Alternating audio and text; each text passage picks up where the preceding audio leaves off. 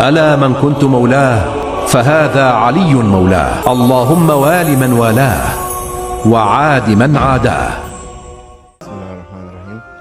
My name is Alim Salami. I was born in Arizona and I originally moved here when I was about 3 years old. I was born a Sunni Muslim and I've been raised my whole life as a Sunni Muslim. But when I turned about 17, 18 years old, I started wanting to learn more about my religion. I started questioning things, and after about a few months of deciding which path is the right path for me, which one is more convincing, I eventually chose the school of Ahlul Bayt. Until about a few years ago, I've only met with Sunni Muslims, not because I chose not to meet with Shia Muslims, it was just majority of the people in this area, or the area that I lived in, were Sunni Muslims. Growing up, most of the things that I was learned was basically just law, like what's halal, what's haram, etc., things like that. And then eventually that path wasn't really the right one for me.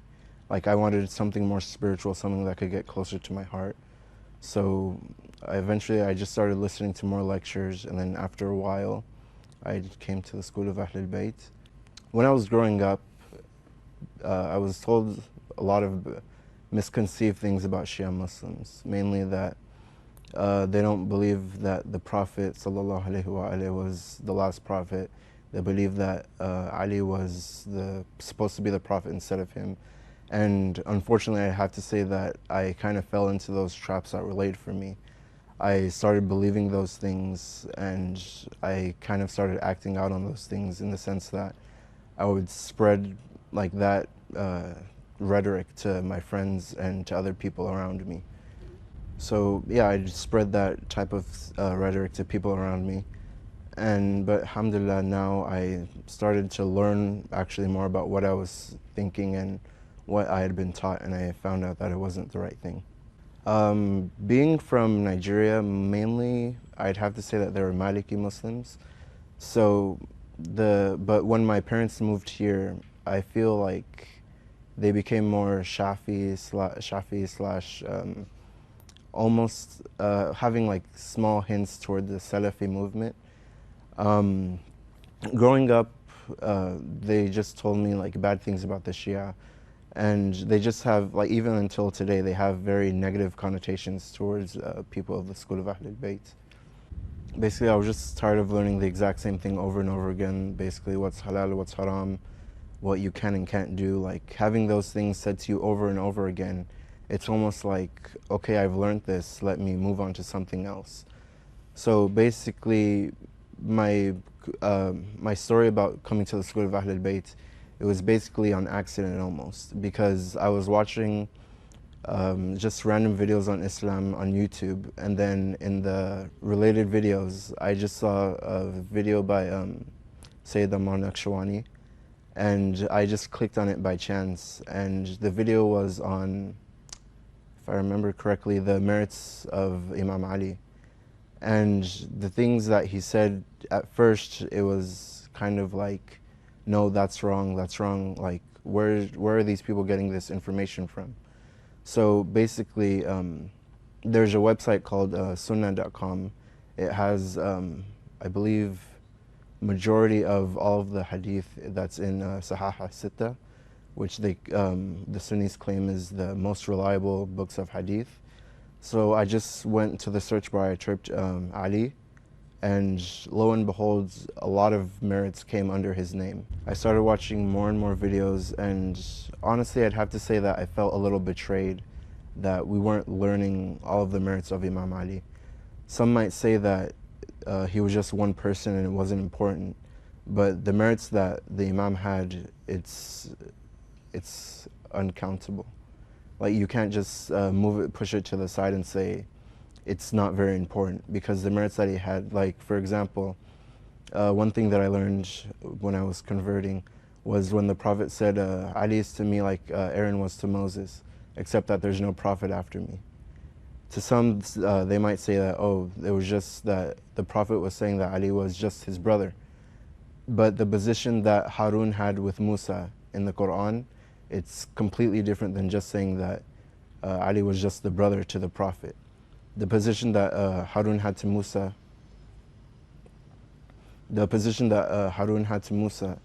it was a prophet to prophet level. But as the Prophet said, there's no prophet after me.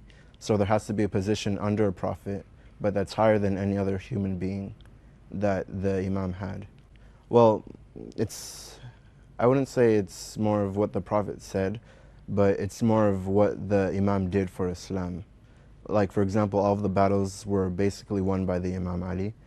And like the Battle of Badr, Khaybar especially, it was just things like that that just made me basically fall in love with the Imam. Basically, I would have to say probably the whole thing took about 2 to 3 months, just watching more and more videos from different scholars from both the Sunni and the Shia, having to learn what each of them say about the other. I found that in the school of Ahl al-Bayt, they were more accepting, I'd say, of the Sunni school. They'd say that they just have a different belief and we have ours. But on the Sunni side, they'd say that this is our belief and whoever disagrees, then they're on the wrong path.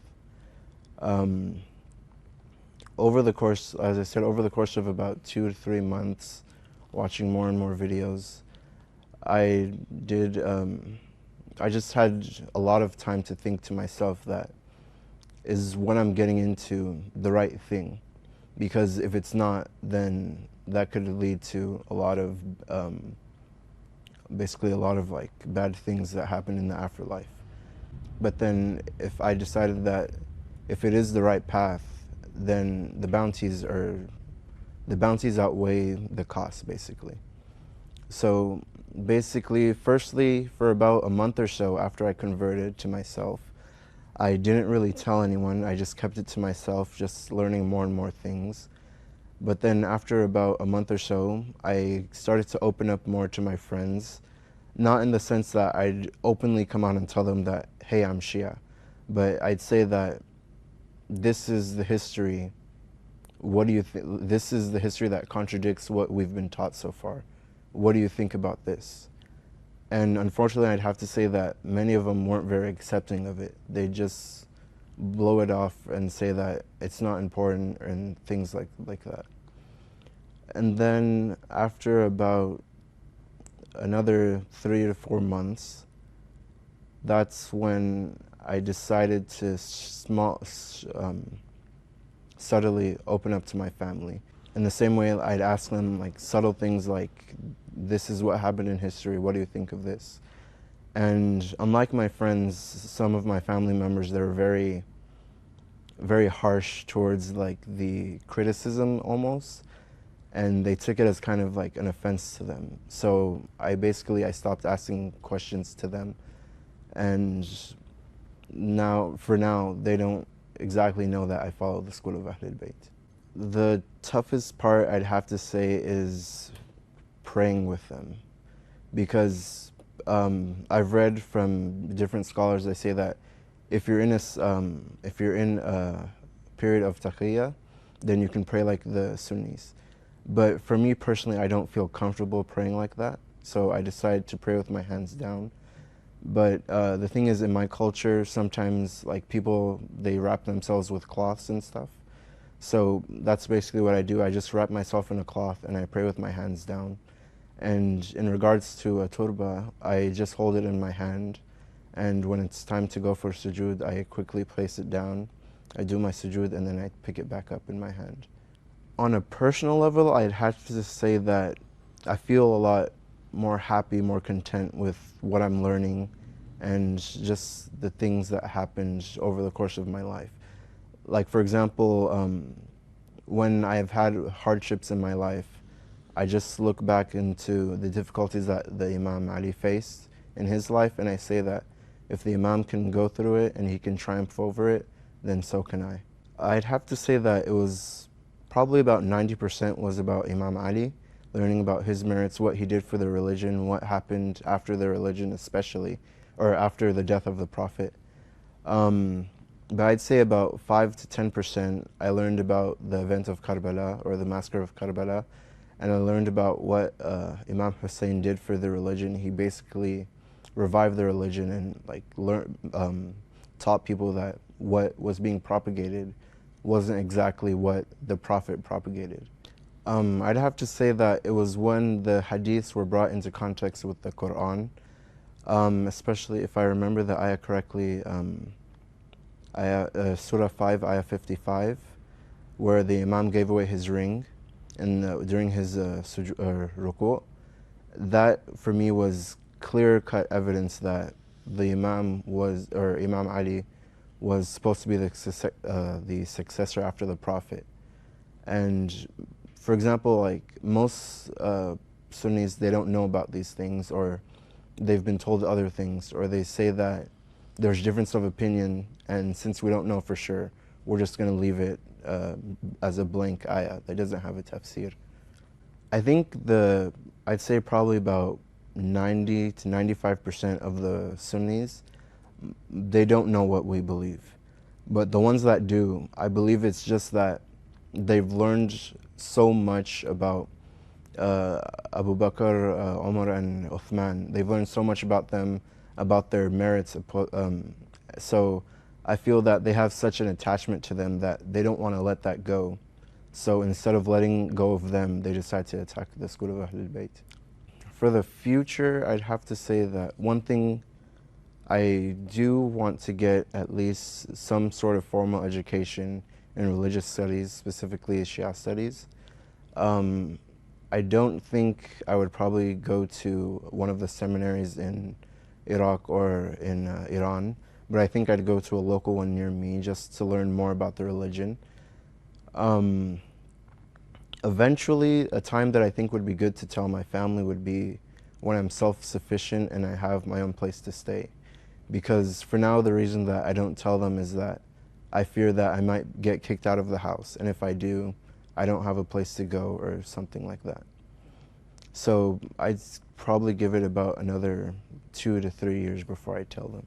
The first time I came here, I believe it was a week after I converted to the school of Ahlul Bayt. It was for Jummah prayer. I remember it specifically. I came inside, I sat next to, I forgot who it was. I sat down, I listened to the lecture. It's just been such a blessing in my life. The people here, they're so nice, they're so humble, they're so welcoming. I remember on my first day here, as I was walking out, someone came up to me and they said they hadn't seen me before. It was an older gentleman, very nice. When I told him that I just converted, he was so happy that he kissed my forehead. I know this may not seem like such a big deal, but for me personally, I've dealt with a lot of racism in my life, and to have someone kiss my forehead, it's such a welcoming thing for someone to do to me. So it was after that that I thought, this place is so nice and they're so welcoming. So I started coming back more and more. And the Imam of the center, Sayyid Mustafa Qazwini, he's a very nice man, very humble. He has so much knowledge. And basically, I specifically like to come during his lectures. I like it when he gives speeches because the way he talks and the way he delivers his knowledge, it's something that I haven't seen any other sheikh do live. The first time I was introduced to the event of Karbala was when I was doing my research. I stumbled upon a video by Yasir Qadi. He was talking about the event of Karbala, and basically he was saying that it was the Shias of Kufa that let down Imam Hussein, and they were the ones that betrayed him. And after that, I watched a video by another Shia scholar. I forgot who it was. But he explained it in such a depth that it wasn't that the Shias of Kufa, they let down Imam Hussein, because technically the term Shia is just a party of. So it can either mean a party of in a political sense or in a religious sense. And majority of the people of Kufa, most of them were quote-unquote Sunni during that time. So most of them, they were either bribed off or they were either scared away into not going with Imam Hussein. But the true Shias in the Kufa, majority of them were killed or imprisoned for trying to go with Imam Hussein. So when I first learned about it, I wasn't saddened per se. It was more of anger that the Ummah could let this happen to the Prophet's grandson, someone that they claimed to love. They could let this happen to them. And so many people, so many companions of the Prophet himself were still alive at the time of the events of Karbala, and they didn't say anything. They didn't stand up against the Yazid, the ruler of the time, but they just decided that they were just going to remain quiet and live in their homes. When I first learned about the way that they wail and they beat themselves, at first I thought that this was too much. Like, the man's already dead, there's nothing that you can really do about it. But then I started learning more and more about Imam Hussein, and the more I learned about him, I understood why they do what they do. Like, they have such a love for Imam Hussein that every time Muharram comes up or Ashura, they feel that it was just the same day or the day before that the Imam died. And it's such an accolade for a person to have, that you can cry for something that happened such a long time ago. But it shows almost like a purity in the heart almost. Imam Ali to me is just a pillar of strength for him. So when I say that, I mean that his qualities, there were so many, but the times that he stood up in the face of adversity, it gives me a sense of I can do this also when I have troubles in my life. It was during and after the battle of Khaybar, when Imam Ali was feeling sick and he had an infection in his eye, and when he was brought to the Prophet Muhammad sallallahu alaihi wasallam, the Prophet basically cured him.